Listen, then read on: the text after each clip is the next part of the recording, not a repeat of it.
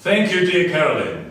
You and the Chamber are true friends to Uzbekistan, and our country greatly values our relationship here. Distinguished colleagues, ladies and gentlemen, on behalf of the government of the Republic of Uzbekistan, I would like to welcome all participants of today's event. I'm pleased to have the opportunity today to talk to you about the good news from Uzbekistan. More than pleased, I'm proud to share the incredible progress and success we are seeing in our country, and to talk about the extraordinarily bright future I see for our people. I know that the more we talk and the more I share with you about the good and great people of our country, the more confidence you will have in us. And I'm convinced that with your help, we can continue the progress and success that has already been achieved. Since the first days in the office, His Excellency President Shavkat Mirziyoyev defined human rights as the backbone, the very foundation of Uzbekistan's long-term development agenda. On the President's personal instructions, the whole government of Uzbekistan is fighting to eradicate forced labor in its all manifestations under the main credo: the interests of people are above all. For the last 4 years, we have taken decisive actions to transform the cotton industry by introducing new technologies for growing cotton that meet the international standards, to ultimately abandon the practices of using forced labor in cotton picking. Persistent attempts turned child labor to a thing of the past. Through enactment of criminal convictions for the use of forced labor, abolishment of an annual cotton quota, increase of the wage rate for cotton pickers, we were able to remove millions of people from the cotton fields who were forcibly involved in cotton harvesting, disposing Uzbekistan of modern slavery.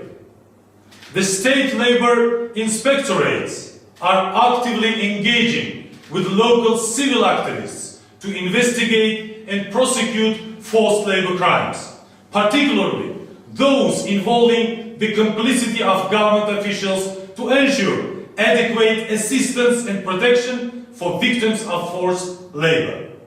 During 2020 cotton harvest, 174 officials were charged with administrative penalties. We are continuing to take decisive measures to prevent any form of forced labor. Internationally, we have been engaging directly with NGOs, including the Cotton Campaign, to develop a roadmap in our joint desire to eradicate forced labor. Just yesterday, I was encouraged to see their acknowledgement, for the first time in a decade, that there were no documented cases of forced labor in certain cotton-growing regions of Uzbekistan. I'm also pleased to see the International Labour Organization's definitive annual reports, which show not just dramatic reductions in the use of forced labor, but the reports consistently confirm the elimination of systemic forced labor. That's because our government now officially embraces truth, justice, and transparency. Our leadership believes this is the path to efficient governance and to economic security. In recognition of results achieved, both the United States State Department and Department of Labor lifted a ban on the use of cotton produced in Uzbekistan since March 2019. The United States Trade Representative closed the Generalized System of Preferences review of Uzbekistan on worker rights practices, while the European Commission approved Uzbekistan's application for obtaining the beneficiary status under the GSP+. It is gratifying that the measures taken are not going unnoticed, as there is a universally high recognition that the nation is moving towards a bright future. Dear friends, dear colleagues, I strongly believe that the time is right to hold meetings like this. And through real business partnerships, we can build together a great future. It's true, there are still major challenges we cannot and should not ignore, that we cannot afford to ignore. But I believe that they are waning. Today, it must be acknowledged that there are still forces in and outside of Uzbekistan that need to be lured out into the light. And with your help, I'm confident we can do that. The more business we do together, the more the reform effort will succeed, and the less likely it will be that my country and others will return to the mistakes of the past. So today I want to offer you opportunities to invest in Uzbekistan, to further not only our prosperity, but yours. In a few moments, we will have panel discussion to talk about the subject of today's event, business. This will help everyone from the top of the global economy to the bottom. But before we get there, I want our friend, David Fuskas, President of Xenophon Strategies, to share with you the results of a very unique and novel initiative we have undertaken. Last year, we commissioned the world's first sovereign ESG report.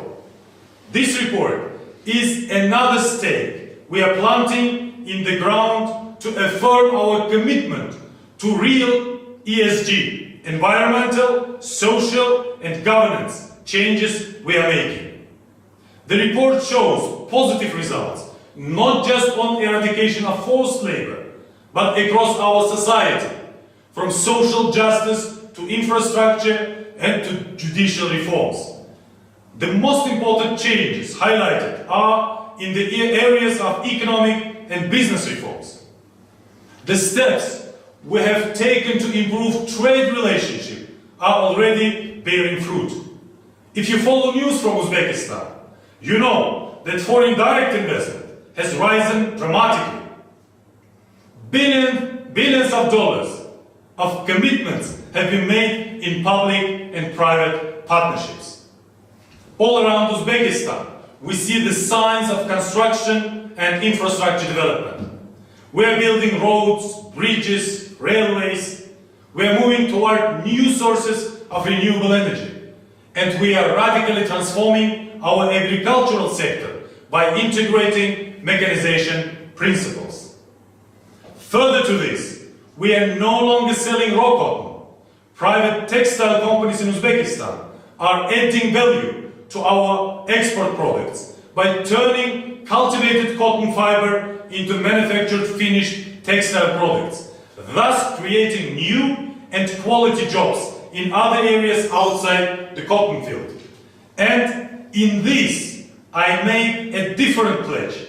You can count on Uzbekistan's commitment to quality and to responsible sourcing. I want to end by explaining the main reasons we have seen changes in Uzbekistan. And I can do that very clearly and easily. It is because we want to change. We have the intent to change. We have the motivation to change. And we have the tools and resources to change. There was a time when our government did not fight against forced labor, but encouraged it. I assure you, all those times have passed, and the reforms in Uzbekistan have already become irreversible. We are now fighting and will continue to fight with you on the side of good to all of our great benefit.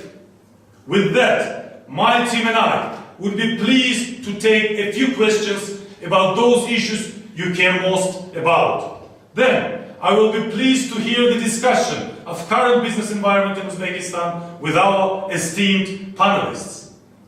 Thank you very much for your time in joining us today. Be sure that our door is always open to you. I think there are two more questions, and we know that this is a very packed agenda. There are two more questions for the Deputy Prime Minister, and the question is, can cotton be sourced responsibly from Uzbekistan?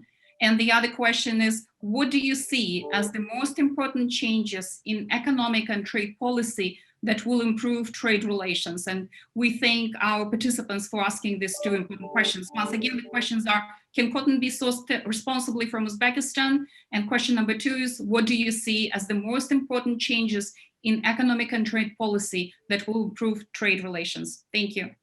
Thank you very much. Thanks for these very important questions. Answering your first question, first of all, I'd like to mention that I'm confident to assert that today's rapidly transforming Uzbekistan could already be viewed as a sustainable destination for sourcing textile and apparel products. As I noted, there are certain areas in our country where there are 0 documented cases of forced labor. Vertically integrated textile clusters are now ready to compete globally for the supply of sustainably manufactured finished textile products to the global markets. There are about 1,700 enterprises in our country now producing knitwear and finished products, and many of them are fully certified and have been working on the international market for decades.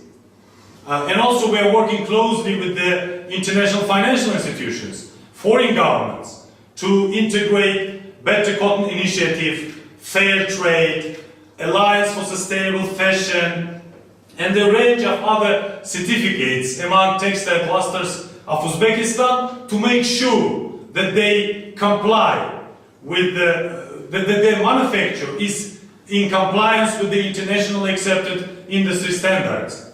And in this context, we are of course proud to mention that a textile cluster in Uzbekistan has already earned the Global Organic Textile Standard, GOTS, while 5 more are now expected to earn it during this year. Also, many famous global brands are already enjoying the first movers advantage, if we can say so, by sourcing from Uzbekistan. We also have cooperation agreements with a number of other brands with whom we want to start cooperation this year. With a clear vision for the further reforms and a strong confidence in the bright future, I'd like to urge companies to consider Uzbekistan as a potential destination to supply textile products. When it comes to your second question, also very important, thank you for that, for asking us about it. I'd like to say that Uzbekistan is implementing a broad series of ambitious, market-oriented economic reforms.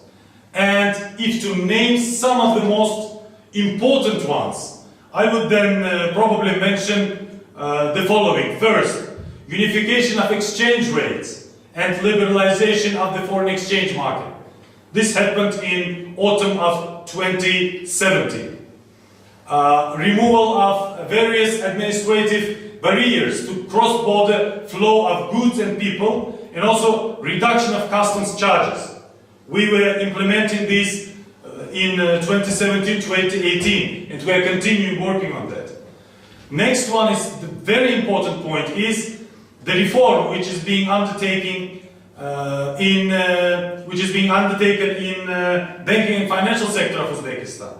And this year is one of the crucial phases of the reform. Next important line is radical tax reform, which we introduced in 2019. Elimination of the need for entry visas to promote business and tourism, also 2019.